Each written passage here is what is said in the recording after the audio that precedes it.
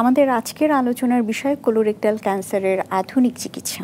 এই আধুনিক চিকিৎসা বলতে আসলে আমরা কি বুঝছি?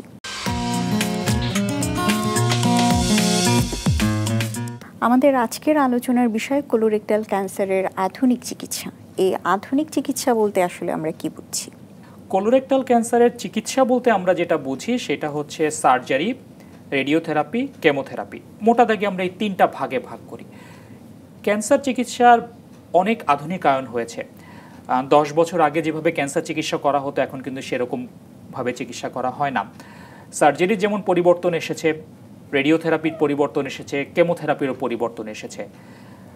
ক্যান্সার চিকিৎসা আধুনিকায়নের সবচেয়ে বড় সুফল পাচ্ছে ক্যান্সার রোগীরা।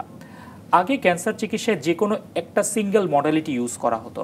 হয়তো শুধুমাত্র কেমোথেরাপি প্রয়োগ করা হতো, রোগীর রোগটা অনেক অগ্রসর, অন্য চিকিৎসা করা যাবে না।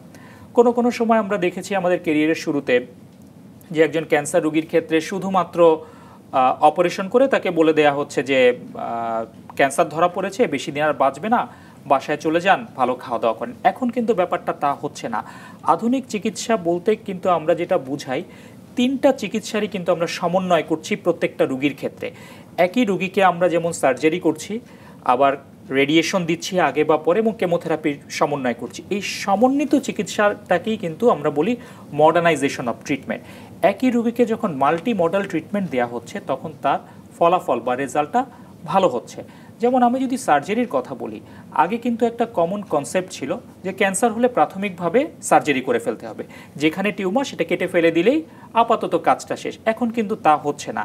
এখন সার্জন ডায়াগনোসিস করার পরে অবশ্যই অনকোলজিস্টের সাথে কথা বলে নেন যে এই রোগের গ্রেড অনুযায়ী, এই রোগের ছড়ানোর প্যাটার্ন অনুযায়ী আগে কি সার্জারিতে ওনারা যাবেন, নাকি আগে আমরা এটাকে ডিবাল্ক বা ছোট করে দিব। রেকটাল ক্যান্সারের ক্ষেত্রে এই পরিবর্তনটা অনেক বেশি। আগে 10 বছর আগে রেকটাল ক্যান্সার বলতে প্রথমে রেকটাম অপারেশন করে ফেলা হতো, তারপরে আমরা রেডিওথেরাপি, কেমোথেরাপি দিতাম। এখন এটা সম্পূর্ণ পরিবর্তন হয়ে গিয়েছে। সার্জন যখন রেকটাল ক্যান্সার ডায়াগনোসিস করবেন, উনি আমাদের সাথে কথা বলবেন যে আমি এই রোগটাকে একটু ছোট করে সার্জারিতে যেতে চাই। তখন আমরা রেডিওথেরাপি এবং কেমোথেরাপির মাধ্যমে রেকটাল ক্যান্সারকে ছোট করে নিয়ে আসবো, তারপর উনি সার্জারি করবে। এটা চিকিৎসা ক্ষেত্রে একটি বড় পরিবর্তন। জি, আমি একটু ইন্টারাপ্ট করি। তার মানে রেডিওথেরাপি এবং কেমোথেরাপির মাধ্যমে ক্যান্সারের সাইজটা কি ছোট করা যায় বলতে চাচ্ছেন? ছোট করা যায়। আচ্ছা, ক্যান্সারের সাইজটা যখন ছোট হয়ে যাবে তখন সার্জনের জন্য এটা সহজ হবে এটাকে রিমুভ করার জন্য। শুধু তাই না, সার্জারি চলাকালীন সময় কিন্তু ব্লাডের মাধ্যমে বা যে কোনো মাধ্যমে ক্যান্সারটি ছড়িয়ে পড়তে পারে। এজন্য আগে যদি আমরা রেডিওথেরাপি এবং কেমোথেরাপি দিয়ে দিই, তাহলে কিন্তু এই ক্যান্সার সেলগুলো কন্ট্রোলে থাকা অবস্থায় যখন সার্জারি করা হবে তখন এই রোগটা ছড়াবে না।